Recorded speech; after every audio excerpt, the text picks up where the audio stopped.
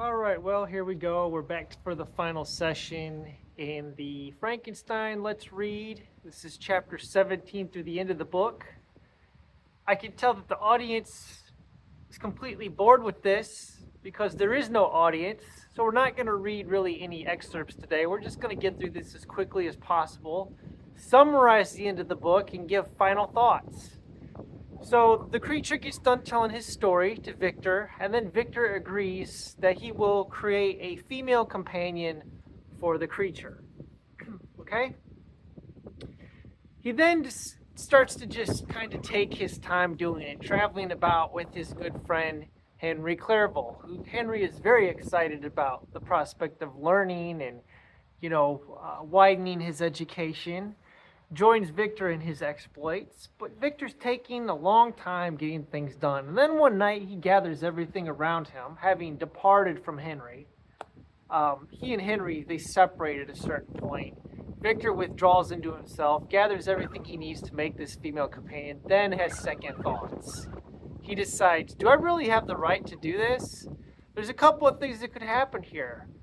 Number one, this female creature that I'm making hasn't agreed to the terms that me and this creature set aside, that she would flee with him, and abandon Europe. She's got free will, or she will have free will of her own, and maybe she won't want to go along with it. Number two, she might hate him, What if she doesn't like the creature? Then this creature's miserable state is just going to continue, and he'll be as monstrous as he was before. Number three, he says, perhaps he'll doom all of the human race because this will spawn a new race of creatures that will reproduce and replace all of mankind. So he decides to abandon his experiment, basically abort the whole thing, at which point the creature is standing there, comes out of the shadows and tells him, hey, you made a promise. You broke it. I will be with you on your wedding night. Well, swears vengeance. Victor doesn't think too much of it. He's not going to be dissuaded.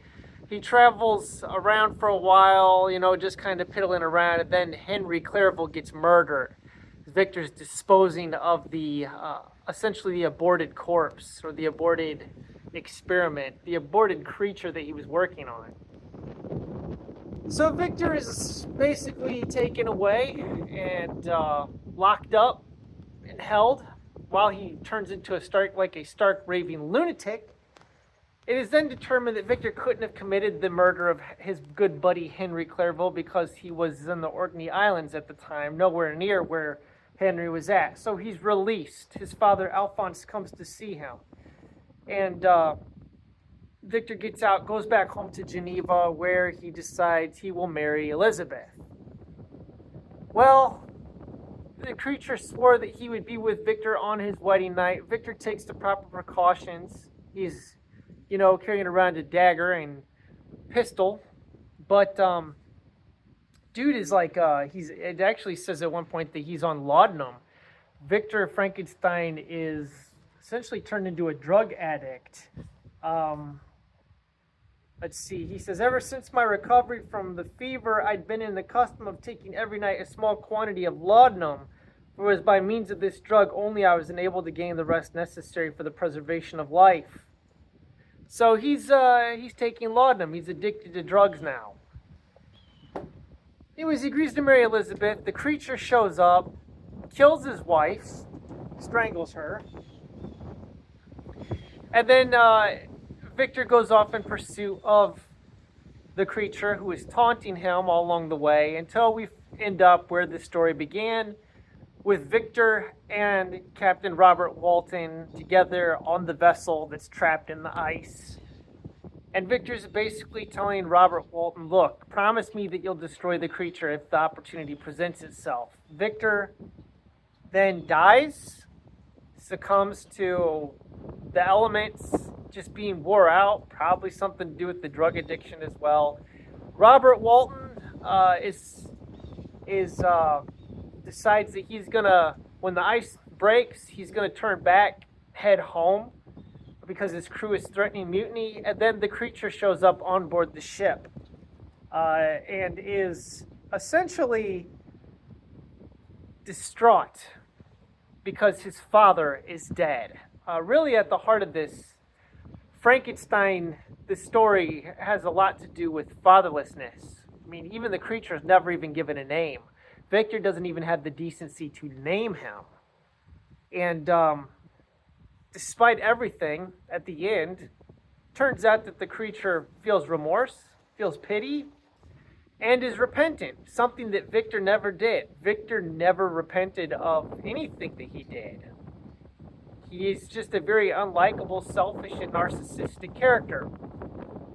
But the creature is not totally and completely sympathetic in that he's committed wanton acts of evil through free will. You know, he chose to do the things that he did, but he does feel remorseful at the end, and the creature basically says he's going to go off and commit suicide, giving his bodies over to a funeral pyre. That's the end of our tale. So, what did you think of Frankenstein? Did you like it? Was Victor's choice not to create a companion, to break his promise and not create a companion for the monster? Was it the right thing to do? Was it the wrong thing to do? Did he have an obligation to make the creature happy? Was the creature even capable of reproduction? And if it did reproduce, would the means of reproduction actually create a race of super beings? Or would they just be regular people? I don't know. A lot of questions in this book that don't get answered. Anyways, I'm going to wrap it up. For those of you that watched the series at all, I hope you got something out of it. It's just clear to me that nobody cares about this, so that's why the abbreviated ending. I will be watching Mary Shelley's Frankenstein from 1994, giving my thoughts and feelings on that as a conclusion to all of this, but probably not going to be any more Let's Read series because nobody likes them, nobody watches them, nobody cares about them. Have a wonderful day.